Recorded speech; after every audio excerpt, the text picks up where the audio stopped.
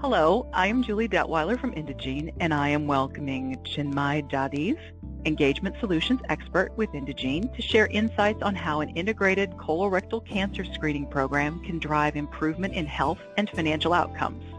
Chinmay is here today to talk about deploying meaningful strategies to increase colorectal cancer screening rates in Medicare populations in order to improve star ratings. Thank you for joining us today, Chinmay. Thank you, Julie.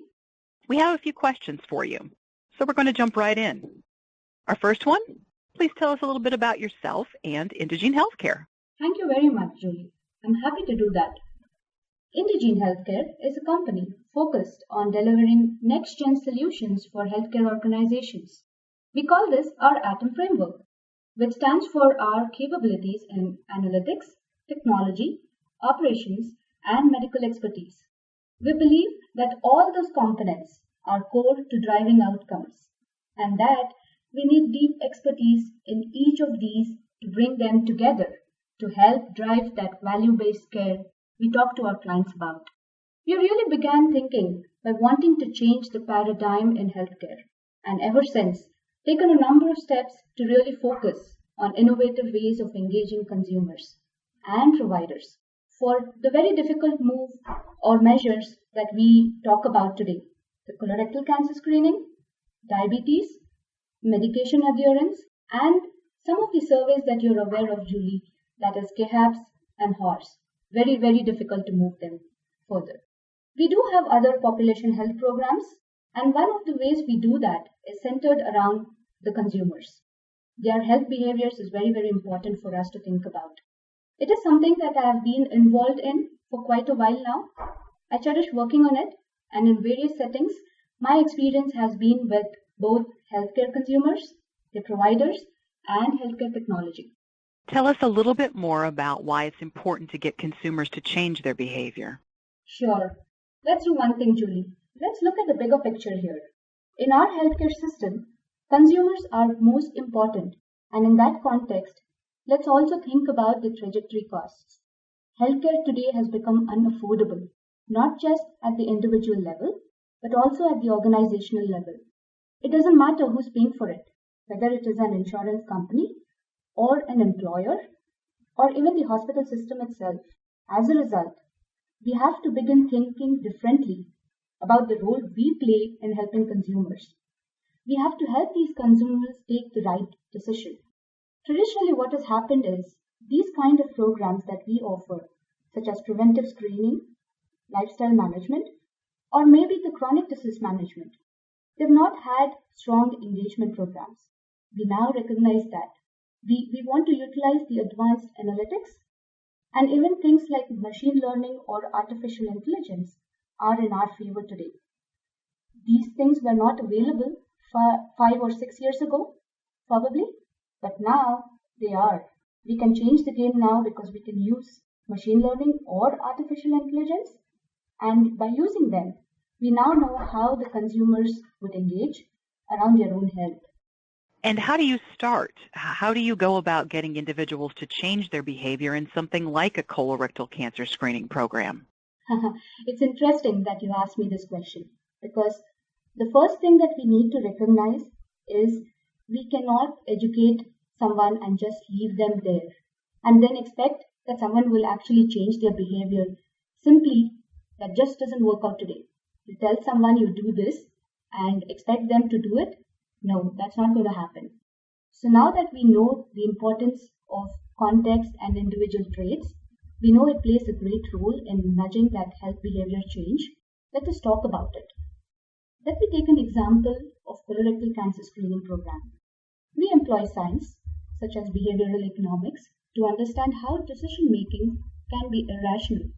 And we want to blend that with techniques and also understand an individual's barrier around why they might be resistant to get that colorectal cancer screening. By understanding these factors, we want to design the program to be flexible enough, and then we can address those barriers. And Julie, you will find this very interesting. It is different for different individuals. Let me take back the case of colorectal cancer then. Finding solutions that will help overcome the barriers will be important. For example, think about offering a different kind of screening than just a colonoscopy. And when you address the individuals reflective of where they are in their decision-making process, when you give importance to their values and how best to present information, that might help them change their behaviors. How are you helping individuals to get engaged in their health? This is where the rubber meets the road.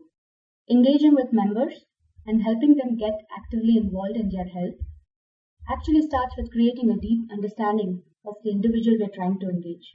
Please note, I emphasize the word individual, Julie, and not the generic cohort or a group that fairly typical any health behavior change programs consider for. We need to understand who they are, where they go to get their health information, how they would interact with your environment.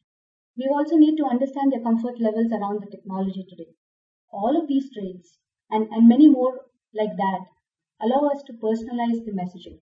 This kind of personalized message in a way will reflect of that individual. This approach taps to individual into motivators that helps overcome the barriers and nudge behavior change. So you must be thinking, Julie, how such insights cannot be achieved through manual mining of data. Yeah, this is where our Member 3D framework comes into play. A machine learning tool sorts through and recognizes these patterns across millions of member interactions that we have today. Then it identifies the psychographic indicators and metrics that matter for engagement. Then sophisticated models help curate the right messaging for each member. Remember, I emphasized on the word each member a few minutes ago? This is where it's important. Based on their personality, based on their values, based on their lifestyle and environment, I'm pretty confident that we will drive that behavior change that we are talking about. We are confident about this framework because this is based on our 19 years of industry experience. So the machine learning helps figure out the right words that will increase engagement? Absolutely. You have got it right, Julie. The machine learning allows us to create messaging that easily resonates with the member because it is based on that member. Let us go a little further on this topic. We have Mac now with us, which will help us do this. Mac in this case means machine-assisted content. It helps us identify not only the right words, but also the right images, right graphics, what taglines will help the members, and also which color the member is actually interested in. Machine learning is really good at recognizing such patterns. It's very difficult for you and me, normal human beings, to actually see that pattern. So what it does is, it uses historical insights from every interaction with a member and then recognize what works best for that individual member. It can score how likely a member is to engage, and then we can learn, quickly iterate, and curate the most efficient engagement strategy for our clients. So what I'm trying to say here is, we don't just want to say increase engagement, but we do this by giving importance to that member. Increase engagement is such a cliched phrase today.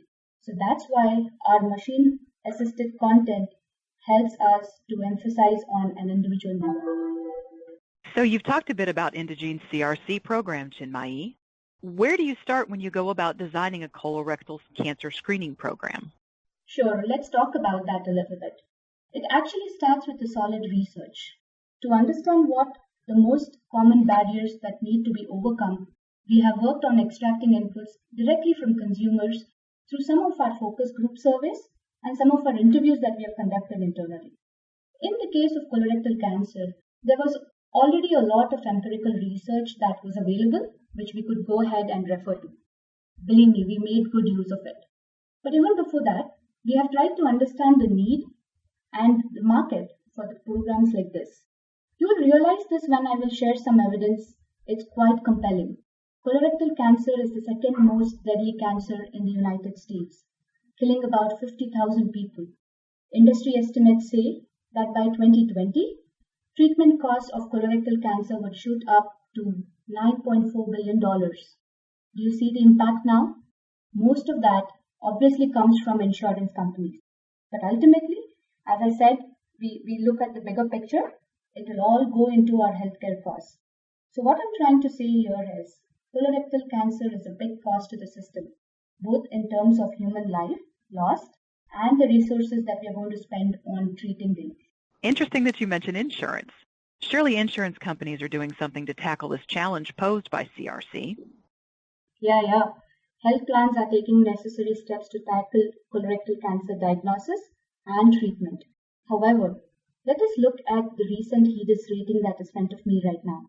I'm looking at few of the healthcare plans, and 60% of the Medicare Advantage plans are rated 3 stars or less, which makes me think that the health plans are actually struggling with such early diagnosis and treatment, which will also make me think it's so difficult to have those members go and have the screening treatment or screening diagnosis done. And Julie, based on these numbers, I think we both can assume the story is no different with the commercial insurance space.